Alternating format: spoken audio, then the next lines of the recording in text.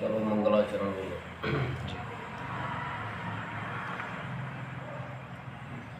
है कौन भाषायों अमर व्युत्पत्ति रूपी प्राण से।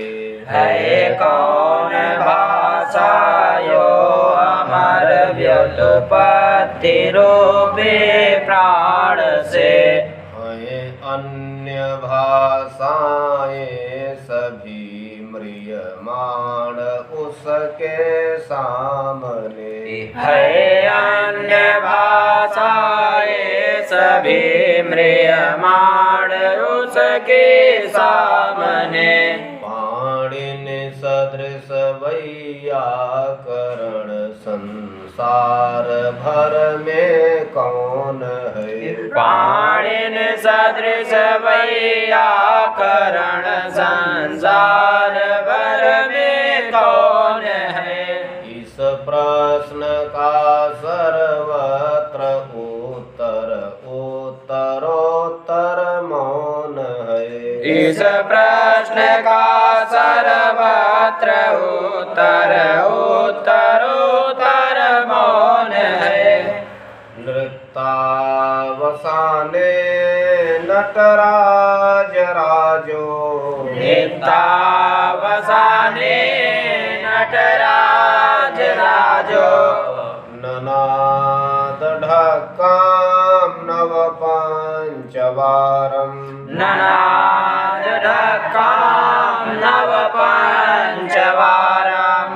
उद्धर्तु कामः सनकादिसिद्धान्। उद्धर्तु कामः सनकादिसिद्धान्। एतद्विमर्शे शिवसूत्रजालम्। एतद्विमर्शे शिवसूत्रजालम्।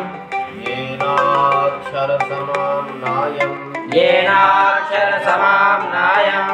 अधिगम्य महेश्वरात्। अधिगम्य महेश्वरात्। कृष्णं व्याकरणं प्रोक्तम्। कृष्णं व्याकरणं प्रोक्तम्। तस्मै पाणिनये नमः। तस्मै पाणिनये नमः। वाक्यकारं वररुचिं। वाक्यकारं वररुचिं। भाष्यकारं पतञ्जलिं। भाष्यकारं पतञ्जलिं। पाणिनिं सूत्रकारं च।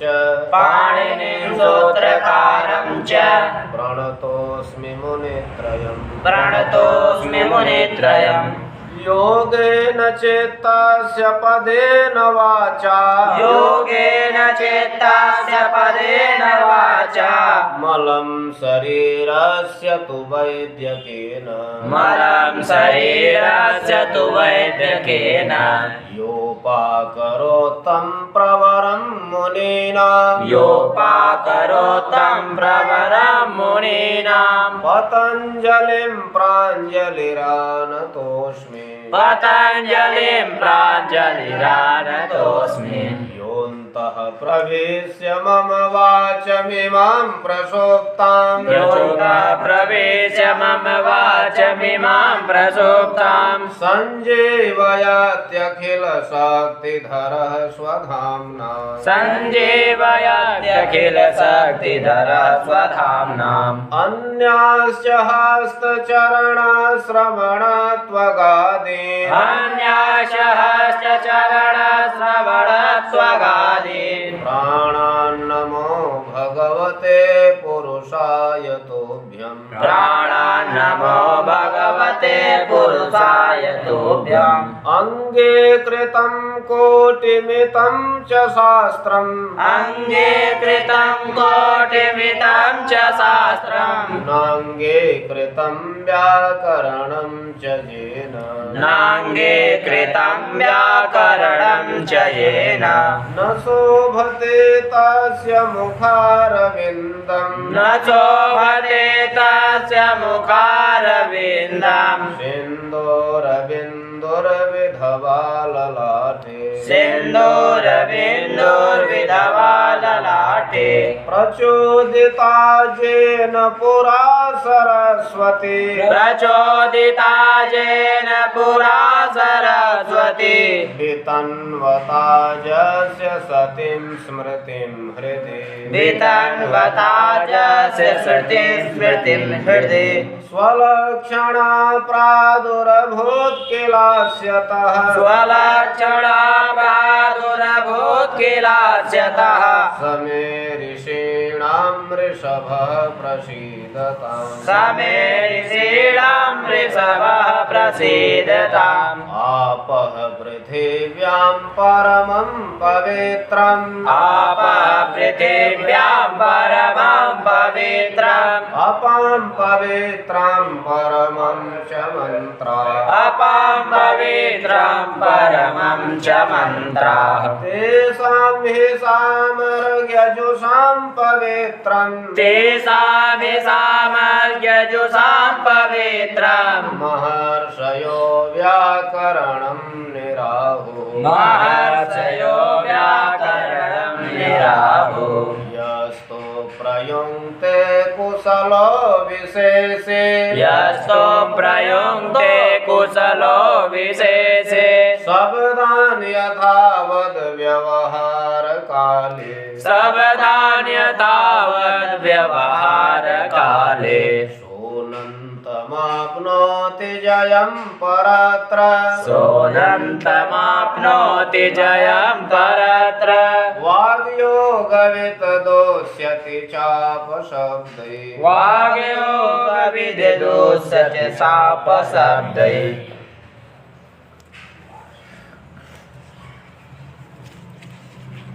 अब तृतीया विभक्ति का कारक आ गया ना। जी गुरु जी। तृतीया विभक्ति में कौन कारक होता है? कारण कारक। तृतीया विभक्ति में कौन कारक? कारण कारक। पहला सूत्र है स्वतंत्र कर्ता। स्वतंत्र कर्ता क्रियायां स्वातंत्रेण विवक्षितोऽर्थः कर्ता स्यात्। क्रिया में स्वतंत्र रूप से जिसकी विवक्षा की जाती है उस विवक्षित अर्थ की कर्ता संज्ञा होती है। क्रिया को करने में जो स्वतंत्र रूप से विवक्षित होता है उसी को कर्ता कहते हैं। क्रियायाम स्वातंत्रेण विवक्षितोऽर्थः कर्ता स्यात्। क्रिया को करने में जो भी स्वतंत्र होता है वही कर्ता होता है। वही क्या होता है? कर्ता होता है। इसका उदाहरण है अस्थाली पचति। उदाहरण क्या है? अस्थाली पचति। अस्थाली माने बटलोई और पचति माने पका रही। बटलोई पका रही। इस वाक्य में पच धातु का जो विक्लिप्ति रूप अर्थ है। पच धातु का अर्थ क्या है? विक्लिप्ति।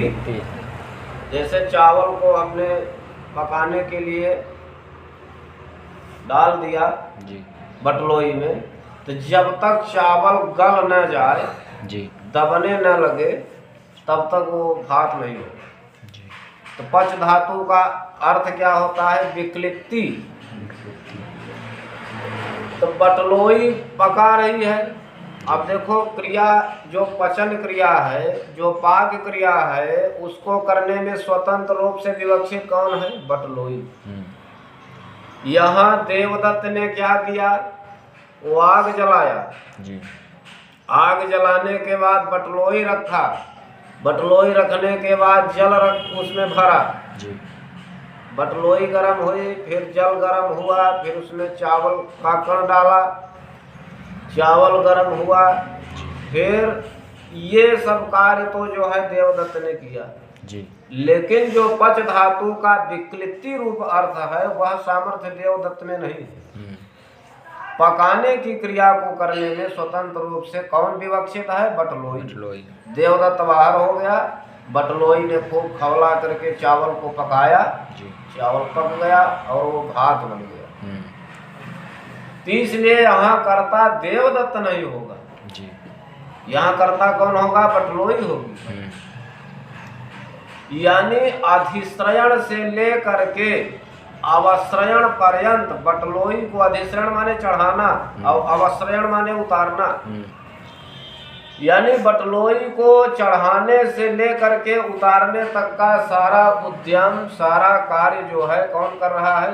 देवदत्त। लेकिन उसमें पकाने की सामर्थ्य नहीं है। पकाने की सामर्थ्य तो बटलोई में है। इसलिए यहाँ कर्ता कौन होगा? बटलोई। इसलिए उदाहरण क्या हुआ? स्थाली पचत। आगे सूत्र बोलो। साधकः तब करणम। साधकतमं करणम। साधकतमं करणम। क्रिया सिद्धौ प्रकृष्टोपकारकम करण संज्ञम स्यात्। क्रिया सिद्धौ माने क्रिया की सिद्धि में। क्रिया की सिद्धि में। सिद्धि किसको कहते हैं? सफलता। सफलता को ही सिद्धि कहते हैं। किसी कार्य में तुम सफल हो जाओ वही सिद्धि है।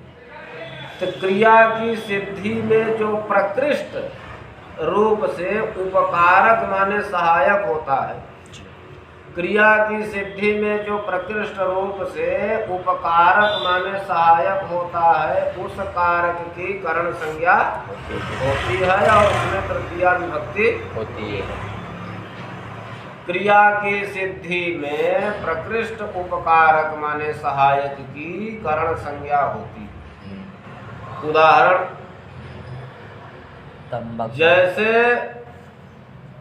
रामः लेखन्या पत्रम लिखति। राम लेखनी से पत्र लिखता है। यहाँ क्रिया क्या है? लिखना। और लेखन क्रिया में प्रकृष्ट उपकारक कौन है? लिखता है, ये क्रिया है। कौन लिखता है? राम लिखता है। रामः लिखति। किसके द्वारा लिखता है? लेखन्या लिखति। लेखनी के द्वारा लिख रहा है जी। तो लेखन की क्रिया में प्रकृष्ट सहायक कौन है? लेखनी। अगर लेखनी न हो तो कर्ता राम के होने पर भी पत्र लेखन का कार्य संभव नहीं हो सकेगा। इसलिए क्रिया की सिद्धि में प्रकृष्ट सहायक कौन है? लेखनी। इसलिए लेखनी में लेखनी की करण संज्ञा होगी और उसमें तृतीया विभक्ति होगी। तो क्या हो जाएगा? रामः लेखन्या पत्रम लिखत सह संकुलया पूगी फलम कृंतति। वह सरौते के द्वारा सुपारी को काटता है। यहाँ कृंतन क्रिया का कर्ता सह है, लेकिन उसके होने पर भी यदि सरौता न हो तो सुपारी को काटने का कार्य नहीं हो सकेगा।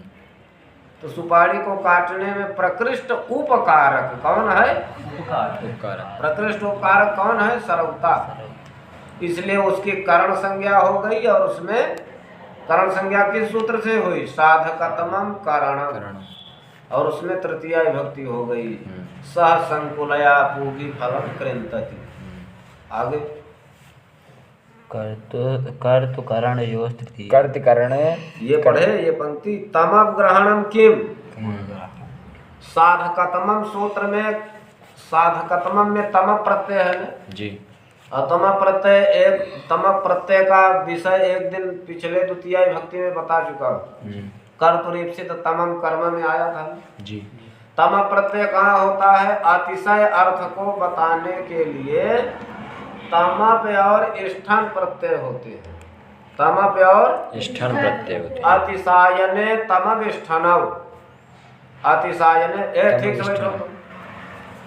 अतिशायने तमविष्ठनव। अतिशय अर्थ को बताने के लिए धातु से तमप और इष्ठन प्रत्यय आते हैं जी। और जो तम प्रत्यय होता है वो बहुतों से श्रेष्ठता बताता है ना जी। तो साधकतमम करण में सूत्र में तम प्रत्यय आया जी। प्रश्न किया कि तमप ग्रहणम किम? सूत्र में तम प्रत्यय का ग्रहण क्यों किया? बोले कि अगर तम प्रत्यय का ग्रहण नहीं करते तो गंगायाम घोषः इत्यादि में भी तृतीया विभक्ति और करण संज्ञा तृतीया विभक्ति होने लगती। गंगायाम घोषः का अर्थ क्या है? गंगायाम ठीक से बैठो तो।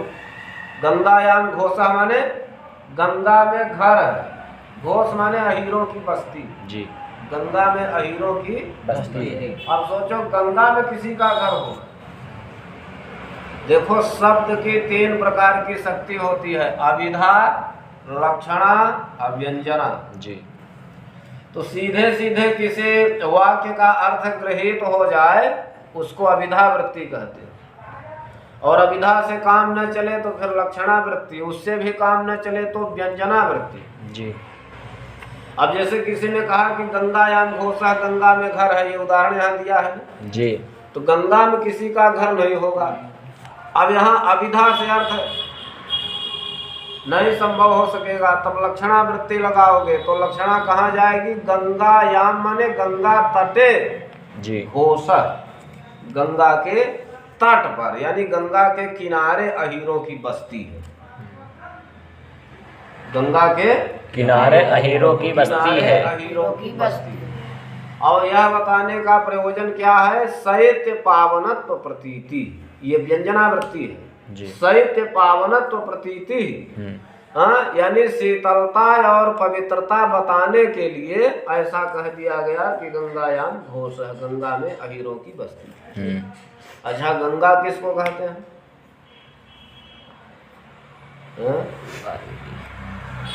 भगीरथ रथ खाता वक्षिन्न जल प्रवाहो गंगा पदवाच्य। भगीरथ के रथ के खात से अविच्छिन्न जल के प्रवाह का ही नाम गंगा है। जब गंगा जी चली गंगोत्री से, हिमालय से, तो महाराज भगीरथ जी का रथ जो है आगे आगे चलता था और गंगा जी की धारा रथ के पीछे पीछे चलती थी। माने मार्ग में जहाँ जहाँ भगीरथ के रथ के पहिए से हाथ हो जाता था उसी का अनुसरण करती हुई गंगा मैया आ रही। इतना अधिक जल का प्रवाह है गंगा जी में, जल का जितना प्रवाह है उतना किसी नदी में जल का प्रवाह नहीं। जल प्रवाह को ही गंगा का। भगीरथ रथ खाता वक्षिन्न जल प्रवाहो गंगा पद वाच्य। तो यहाँ भी गंगायाम घोषा इत्यादि में भी करण संज्ञा और तृतीया विभक्ति न होने लगे, इसलिए तम प्रत्यय का ग्रहण किया। आगे सूत्र बोलो। कर्तृकरणयोस्तृतीया। कर्तृकरणयोस्तृतीया अनभिहिते कर्तरिकरणे च तृतीया स्यात्। अनभिहिते कर्तरिकरणे च तृतीया स्यात्। न विहितः अनभिहितः तस्मिन् अनभिहिते अनभिहिते अनुक्ते। उक्त अनुक्त का विषय हम प्रथमा विभक्ति में बता चुके हैं। जी। यस्मिन् अर्थे प्रत्ययः स एव उक्तार्थः उक्तार्थे प्रथमा। जिस अर्थ में प्रत्यय होता है उसे उक्त कहते हैं। उक्त अर्थ कोई भी हो, कर्म हो, करण हो, संप्रदान हो, अपादान हो, अधिकरण हो, कोई भी अर्थ यदि उक्त है तो वहां पर प्रथमा विभक्ति ही होगी। समझ गए ना? जी गुरुजी।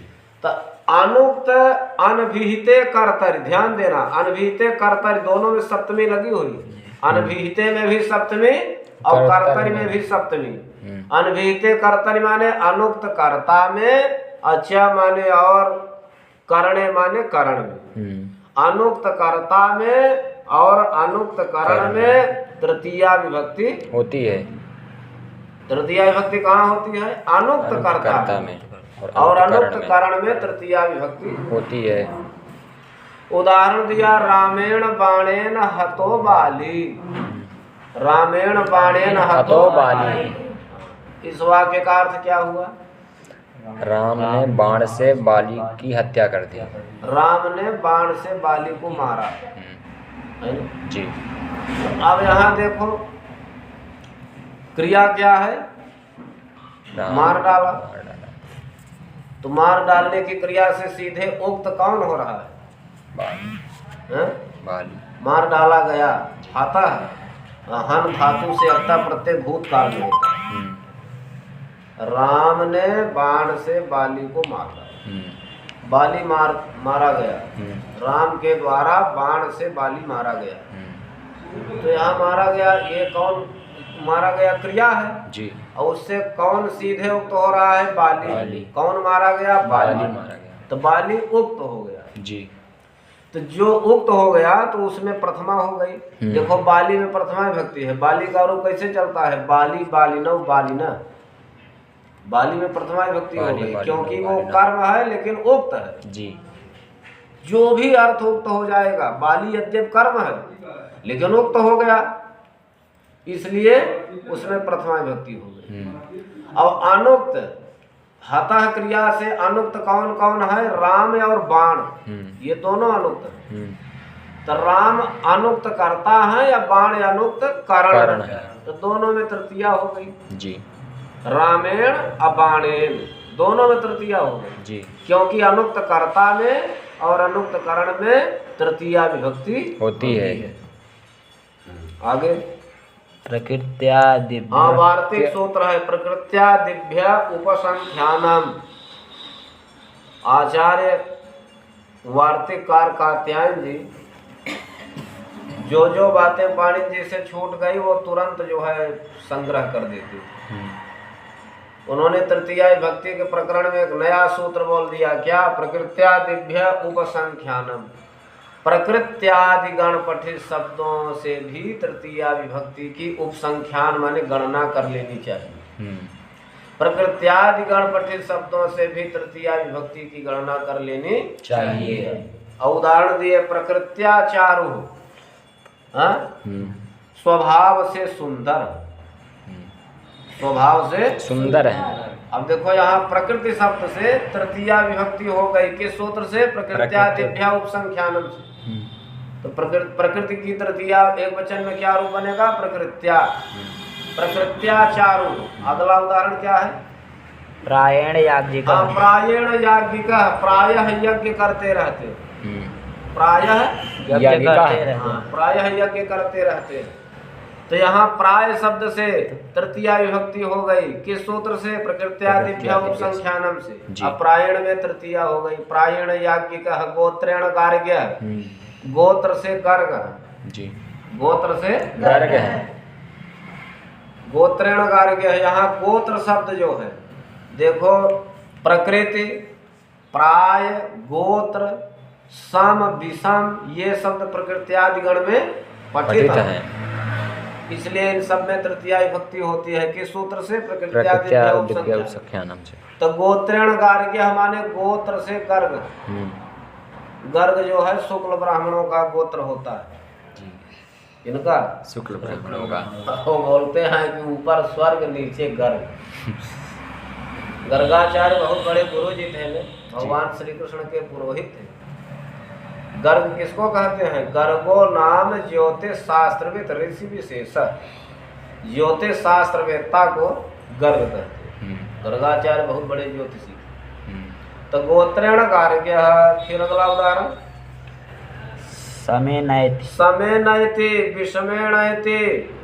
सम मार्ग पर चलता है, विषम मार्ग पर चलता है। तो सम और विषम शब्द प्रकृत्यादि गण पठित हैं, इसलिए प्रकृत्यादि दिव्या उपसंख्यानम से तृतीया विभक्ति हो गई। तो समेनयति, विषमेणयति। फिर आगे उदाहरण, विद्रोणेन धान्यम क्रीडति। द्विद्रोणेन धान्यम क्रीणाति। जी। दो द्रोण से, द्रोण क्या है? नपना। दो द्रोण से धान खरीदता है। फिर सुखेन दुखेन वा याति इत्यादि। सुखेन याति दुखेन याति। सुख पूर्वक समय व्यतीत करता है और दुख पूर्वक समय व्यतीत करता है। सब में प्रकृत्या दिव्या उपसंख्यानम से तृतीया हो गई। सुखेन दुखेन। आगे दिवः कर्म च। दिवः कर्म च। सूत्र आया दिवः कर्म च। दिवः साधकतमं कारकम कर्म संज्ञम स्यात्। कर्म संज्ञम स्यात्। चात करण संज्ञम। करण संज्ञम। दिव धातु के साधकतम कारक की कर्म संज्ञा होती है। जी। और सूत्र में दिवः कर्म च, सूत्र में च भी आया है जी। तो चात करण संज्ञम। इस सूत्र से दो संज्ञा होती है, कर्म संज्ञा और करण संज्ञा। करण संज्ञा। दिव धातु के साधकतम कारक की कर्म संज्ञा होती है और सूत्र में च आया है, च से करण संज्ञा भी होती है जी। यानी तुम कर्म संज्ञा करके द्वितीया विभक्ति लगा दो तब भी अनुवाद सही है, और दिव धातु के साधकतम कारक में करण संज्ञा करके तृतीया विभक्ति लगा दो तब भी अनुवाद हो जाएगा। उदाहरण दिया, अक्षय अक्षान्वा दिव्यति, अक्षय अक्षान्वा दिव्यति। चाहे तुम अनुवाद में ये लिख दो कि अक्षय ही दिव्यति, सीधा बैठो, चाहे अनुवाद में ये लिखो कि अक्षय ही दिव्यति और चाहे लिखो अक्षान दिव्यति। यहाँ दिव्यति में कौन धातु है? देव। कौन धातु है? देव। देव धातु कितने अर्थों में होती है? देव, क्रीड़ा, विजिगीषा, व्यवहार, द्योति, स्तुति, मोद, मद, स्वप्न, कांति, गतिषु, इतने अर्थों में देव धातु होती है।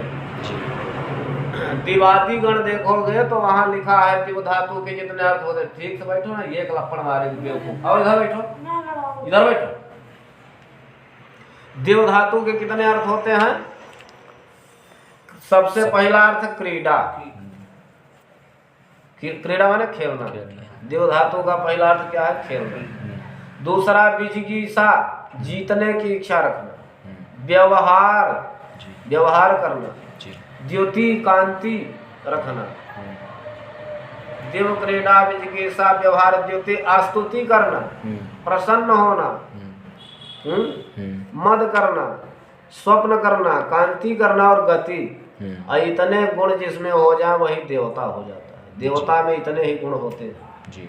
दिव, क्रीड़ा, विजिगीषा, व्यवहार, द्युति, स्तुति, मोद, मद, स्वप्न, कांति, गति।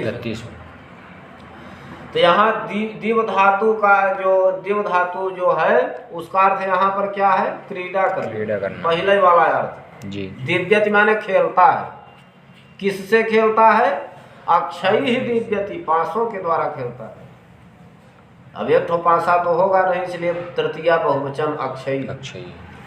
तो यहाँ दिव्यति में दिव धातु है जी। और दिव धातु का साधकतम कारक कौन है? साधकतम कारक कौन है? अक्ष। अक्ष माने पासा।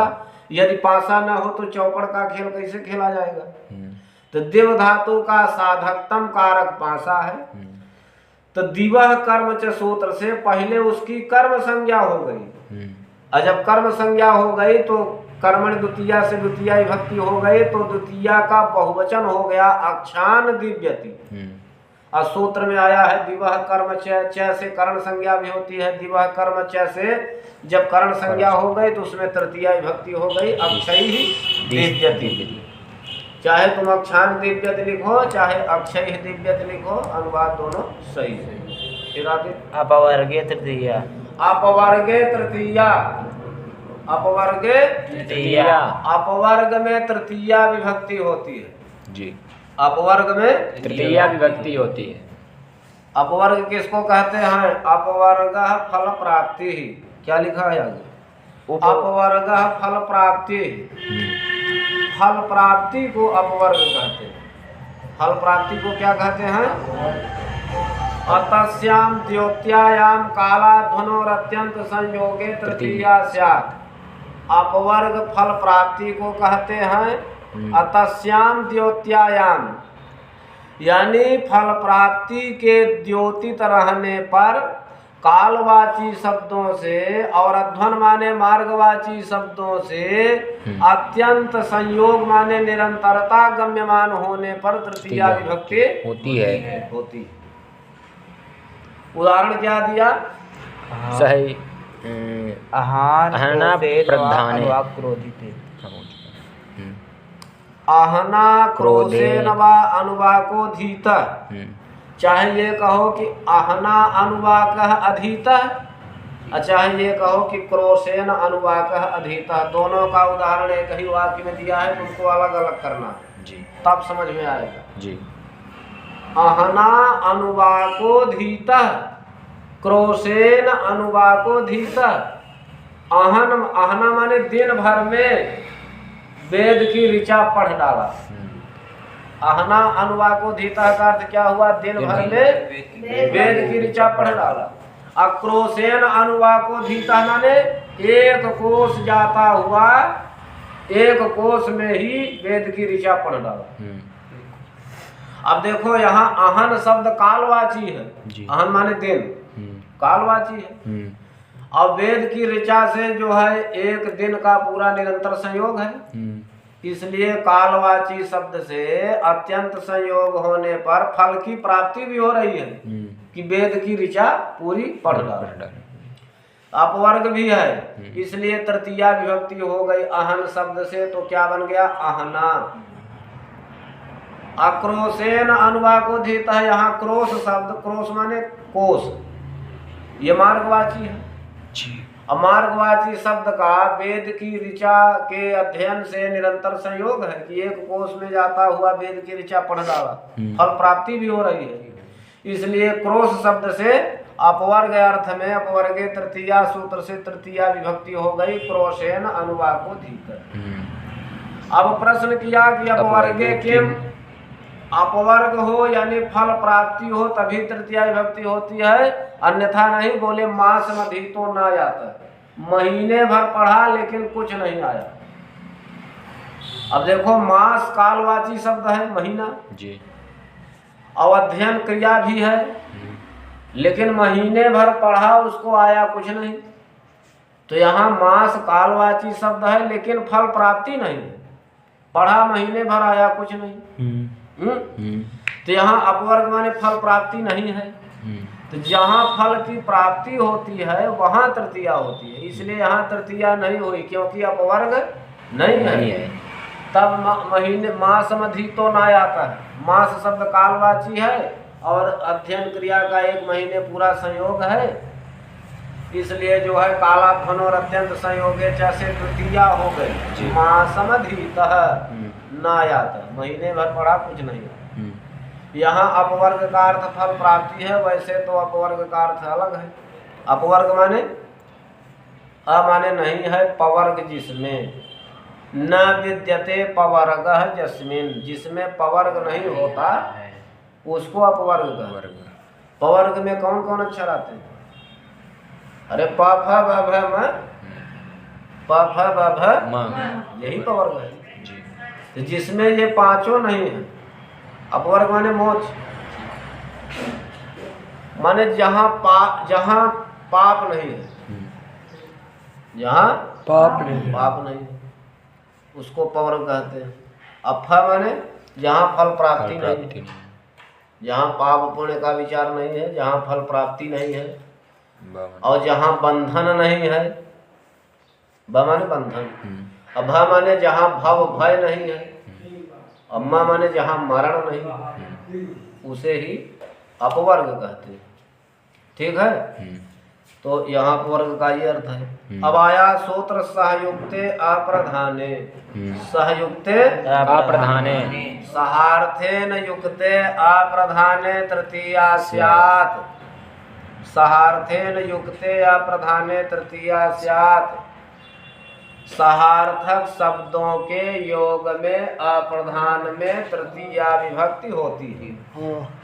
सहार्थक शब्दों के योग में अप्रधान में तृतीया विभक्ति होती है, प्रधान में तृतीया नहीं होती, अप्रधान में जी। और किसके योग में? सह के योग में नहीं, ध्यान देना। सह के अर्थ वाले जितने शब्द हैं, यानी सह के साथ तो तृतीया होगी ही, लेकिन सह के अर्थ वाले और भी जो शब्द हैं, जैसे सह माने साथ, और साकम माने भी साथ, सार्धम माने भी साथ, और समम माने भी साथ, इन सबके साथ तृतीया विभक्ति होगी। इन सबका योग होने पर भी तृतीया विभक्ति, इसलिए वृत्ति में लिखते हैं कि सहार्थेन युक्ते अप्रधाने तृतीया स्यात्। सहार्थक शब्दों के योग में या प्रधान में तृतीया विभक्ति होती है। हाँ, जैसे उदाहरण दिए पुत्रेण सहागतः पिता, इसका अनुवाद कौन लड़का बताएगा? पुत्रेण सहागतः पिता, तुम बोलो। पुत्रेण सहागतः पिता का क्या अर्थ है? पुत्र के साथ पिता आया ये करोगे कि पिता के साथ पुत्र आया ये करोगे? पिता के साथ पिता आया। हाँ, पुत्र के साथ पिता आया। हाँ देखो यही है। पिता के साथ अरे पुत्र के साथ पिता क्यों आएगा? पिता के साथ पुत्र आएगा कि? अब तुम देखे कि पुत्रेण में तृतीया है तो अर्थ बताने लगे कि पुत्र के साथ पिता है। इसका अर्थ है पिता के साथ पुत्र आया। पिता प्रधान है जी, अपुत्र या प्रधान है जी, अपुत्रेण सह का योग है। सह जो है सहार्थक है, शब्द है, तो सह का योग है, पिता प्रधान है, पुत्र या प्रधान है, सहार्थक शब्दों के योग में सहार्थेन युक्ते। तृतीया सूत्र से तृतीया विभक्ति होती है किसमें? अप्रधान में। तो या प्रधान है पुत्र, उसमें तृतीया हो गई, पुत्रेण हो गया जी। अर्थ क्या हुआ? पिता के साथ इनको एक लपड़ मारो, यहाँ बैठ के सो रहे हैं। पिता के साथ पुत्र आया। जी, प्रधान पिता है या प्रधान पुत्र है, सहार्थक शब्दों का योग होने पर अप्रधान में तृतीया विभक्ति होती है। एवं साकम सार्धम समम योगे दिया गया न। इसी प्रकार साकम माने साथ, सार्धम माने साथ है और समम माने भी साथ, इनका योग होने पर भी तृतीया विभक्ति होती है। बिना तद योगम तृतीया, कहीं कहीं पर इनका योग न होने पर भी तृतीया विभक्ति होती है। यानी सह साकम समम सार्धम का योग न होने पर भी कहीं कहीं पर तृतीया विभक्ति होती है। कहाँ? वृद्धो यूना इत्यादि निर्देशात। वृद्धो यूना ये सूत्र लिखा है और यहाँ यूना में तृतीया विभक्ति लगी हुई है। यूना में कौन विभक्ति है? तृतीया विभक्ति। हाँ, युवन शब्द के तृतीया विभक्ति एक वचन में रूप बनता है यूना। जी, जुबा जुबानो जुबानः जुबानम जुबानो यूनः यूना युवभ्याम। समझ गए ना? तो यहाँ देखो वृद्धो यूना में न सह है, न साकम है, न सार्धम है, न समम है, लेकिन तृतीया विभक्ति लगी हुई है। जी, ये कितना बढ़िया वार्तिक है। बिना तद योगम तृतीया, कहीं कहीं पर सह साकम समम सार्धम का योग न होने पर भी तृतीया विभक्ति होती है, वृद्धो यूना इत्यादि सूत्र के निर्देश से। जी, ये नांग विकार है, ये नांगेन विकृतेन अंगिनो विकारो लक्ष्यते ततः तृतीया स्यात्। येन अंगेन अंगिनः विकारो लक्ष्यते ततः तृतीया स्यात्। जिस येन विकृतेन अंगेन, येन विकृतेन अंगेन, जिस विकृत अंग के द्वारा अंगिनः विकारो लक्ष्यते, अंगी में विकार देखा जाता है, उस विकृत अंग में तृतीया विभक्ति होती है। उदाहरण दिया अक्षणा काण, आंख से काना है, तो यहाँ विकृत अंग कौन है? आंख। अब कानी आंख है लेकिन उसकी पूरी संज्ञा हो गई, उसको कोई देखता है तो बोलता है कि काना आ रहा है। काणत्व खंजत्व ऐसे दोष हैं जो पूरे अंगी को ही बेकार कर देते हैं। समझ गए जी। तो यहाँ अक्षणा काण का अर्थ क्या हुआ? अक्ष संबंधित काणत्व विशिष्ट इत्यर्थ। आंख से संबंधित काणत्व विशेष।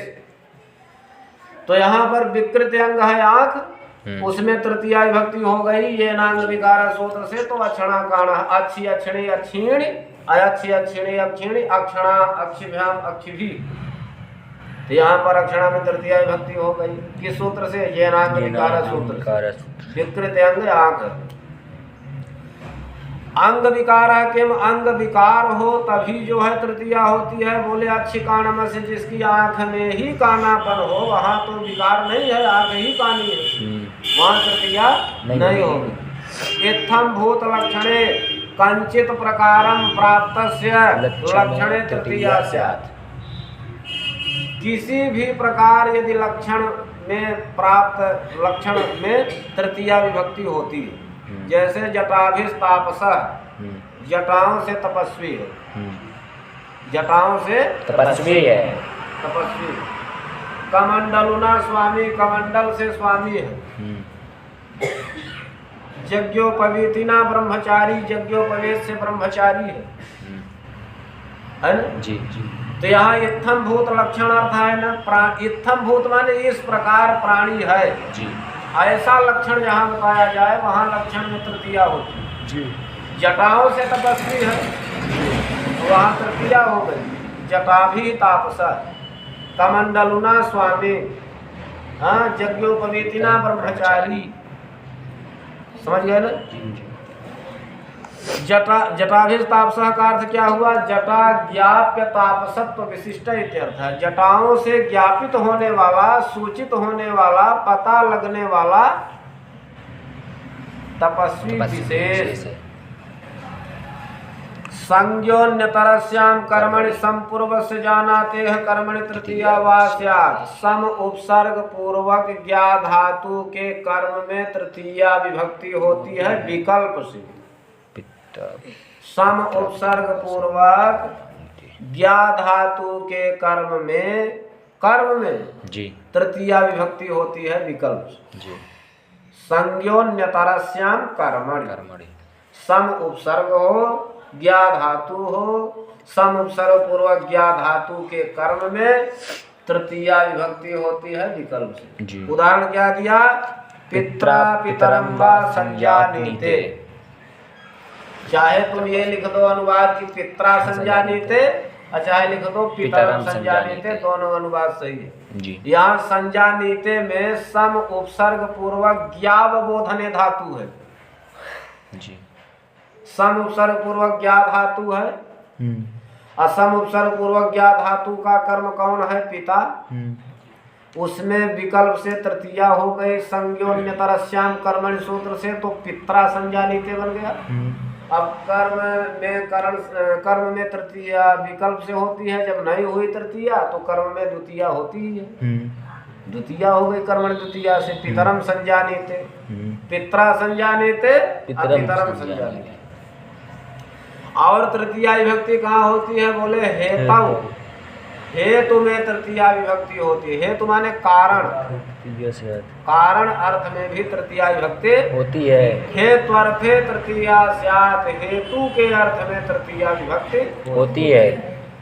द्रव्यादि साधारणम निर्व्यापार साधारणम च हेतुत्वम। कारण दो प्रकार का होता है, एक तो द्रव्यादि साधारण, एक निर्व्यापार साधारण। हाँ, दो प्रकार का हेतुत्व होता है। करणत्वं तु क्रिया मात्र विषयम व्यापार नियतम च।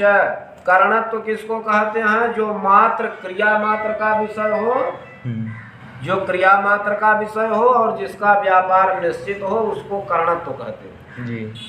और जो हेतुत्व होता है वो द्रव्यादि साधारण होता है और निर्व्यापार साधारण होता है, लेकिन करणत्व नहीं होता, क्रिया मात्र का विषय होता है और उसका व्यापार निश्चित होता है। दंडेन घटः पुण्यन दृष्टो हरे। दंडेन घटः माने दंड से घड़ा बनाता है। कुम्हार को देखो, जब घड़ा बनाता है तो एक डंडा लगाए रहता है बीच से पेंदी तक, और उसी से वो घड़ा बनाता है। तो यहाँ दंड क्या है? हेतु है घट को बनाने का। यदि जो है दंड ना हो तो घट नहीं बन सकता जी। दंड घट पदार्थ के निर्माण में हेतु है जी। इसलिए हेतु सूत्र से दंडे। यहाँ द्रव्यादि साधारण का उदाहरण है ये द्रव्यादि साधारण का उदाहरण है। घट बनेगा तो एक द्रव्य तैयार होगा, द्रव्यादि साधारण है यहाँ जी। यहाँ हेतु कैसा है? द्रव्यादि साधारण, और उसमें तृतीया विभक्ति हो गई दंडेन घटः। अब पुण्यन दृष्टो हरि, ये निर्व्यापार साधारण है। यहाँ व्यापार की आवश्यकता नहीं है, केवल भगवान को ध्यान करने से काम जी। पुण्यन दृष्टो हरि, हरि जो है पुण्य के द्वारा दिखाई पड़ते हैं। भगवान का दर्शन कब होता है? जब पुण्य एकत्रित होता है तब जी। तो ये निर्व्यापार साधारण हेतुत्व है यहाँ पुण्य जी। तो यहाँ पर हेतु सूत्र से तृतीया हो गई। फलम अब यह हेतु, फल भी, यहाँ फल भी हेतु है और कारण भी हेतु है जी। हाँ जी। अध्ययनेन वसति, अध्ययन के लिए निवास करता है, अध्ययन हेतु है जी। इसलिए तृतीया विभक्ति हो गई हेतु से अध्ययनेन वसति। गम्यमाना विक्रिया कारक विभक्तौ प्रयोजिका। गम्यमान क्रिया का भी कारक विभक्ति में प्रयोग किया जाना चाहिए। उदाहरण दिए अलम श्रमेण, श्रमेण साध्यम नास्ति इत्यर्थ। अलम श्रमेण उदाहरण आया है रघुवंश में। जब वो गुफा में बैठा हुआ सिंह जो गाय के ऊपर आक्रमण कर दिया था, अब महाराजा दिलीप अपने कंधे में हाथ जो है यहाँ लगाए और बाण निकालना चाहे तरकस से, उनका हाथ चिपक गया। और जब चिपक गया तो गुफा में बैठा हुआ सिंह मजाक उड़ाने लगा। उसने बोला अलम महीपाल तव श्रमेण प्रयुक्तम अप्यस्त्रमितो वृथा स्यात् नपाद पोन्मूलन शक्तिरंग शिलोच्चये मूर्छति मारुतस्य। हे राजन, बेकार श्रम मत करो। अलम महीपाल तव श्रमेण प्रयुक्तम अपि अस्त्रम इतः वृथा स्यात्। हमारे प्रति आप जो भी अस्त्र शस्त्र चलाओगे वो सब व्यर्थ हो जाएगा। कैसे व्यर्थ हो जाएगा? तो बोले कि अलम महीपाल तव श्रमेण प्रयुक्तमप्यस्त्रमितो वृथा स्यात् नपादपोन्मूलन शक्तिरंग। जैसे जब आंधी आती है तो बड़े बड़े वृक्षों को उखाड़ने की सामर्थ्य रखती है जी, लेकिन कभी पर्वत को नहीं उखाड़ सकती। नपादपोन्मूलन शक्तिरंग शिलोच्चये मूर्छति मारुतस्य। मारुत का हवा का जो प्रवाह है वो बड़े बड़े वृक्षों को तो उखाड़ देता है, लेकिन पर्वत को नहीं। मैं पराक्रम में पर्वत के समान हूँ। हमारे ऊपर चलाया गया कोई भी अस्त्र शस्त्र आपका काम नहीं आएगा, इसलिए व्यर्थ में श्रम न करो। तो अलम श्रमेण, यहाँ श्रम जो है गम्यमान क्रिया है जी। श्रम क्या है? गम्यमान क्रिया। हाँ, इसलिए गम्यमाना क्रिया कारक विभक्तो प्रयोजिका, गम्यमान क्रिया का भी प्रयोग कारक विभक्ति में करना चाहिए। यहाँ अलम श्रमेण का अर्थ क्या हुआ? श्रमेण साध्यम नास्ति, श्रम के द्वारा सिद्ध होने वाला कार्य नहीं है। तो अलम श्रमेण में तृतीया हो गई किस सूत्र से? गम्यमाना क्रिया कारक विभक्तो प्रयोजिका से। यह साधन क्रिया प्रति श्रम करणम, यहाँ साधन क्रिया के प्रति श्रम जो है करण। सतेन सतेन वत्सान पायत पया, 100 बछड़ों को जो है दूध पिलाता है, जल पिलाता है। सतेन परीक्षित इत्यर्थ है, 100 के द्वारा बिलगाव करती, अलग अलग जल पिला रहा है। अशिष्ट व्यवहारे दान प्रयोगे चतुर्थ अर्थे तृतीया, ये वार्तिक है जी। अशिष्ट व्यवहार हो, अदान धातु का प्रयोग हो, चतुर्थी के अर्थ में तृतीया विभक्ति होती है जी। अशिष्ट व्यवहार में दान धातु के योग में चतुर्थी के अर्थ में तृतीया होती है। किस सूत्र से? अशिष्ट व्यवहारे दान प्रयोगे चतुर्थ्यर्थे तृतीया से। उदाहरण क्या दिए? दास्या संयस्ते कामुक, दासी के लिए काम वासना की इच्छा करता है। अब दासी के लिए काम वासना की इच्छा करना अशिष्ट व्यवहार है जी। और संयक्षते, यहाँ सम उपसर्ग पूर्वक जो यक्ष है वो दान धातु है जी। दान धातु को यक्ष आदेश होता है। दान धातु को कौन आदेश? यक्ष आदेश। किस सूत्र से? पाघ्राध मास थामना दान दृश्यर्ति सर्ति सत्सदाम पे वजिघ्रथम अतिष्ठ मन पश्य ऋक्ष धौ सी सीधा, ये सूत्र है।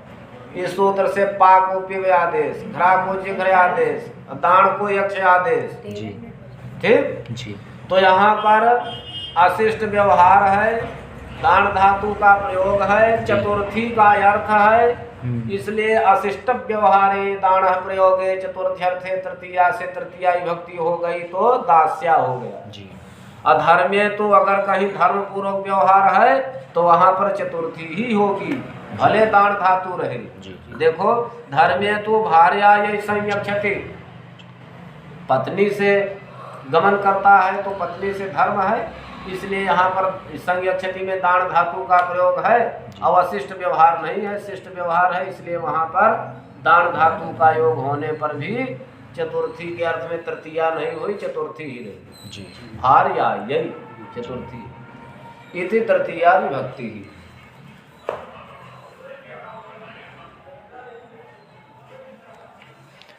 गुरुजी आप बोलते रहे सब में लिखा चला जाता रहा।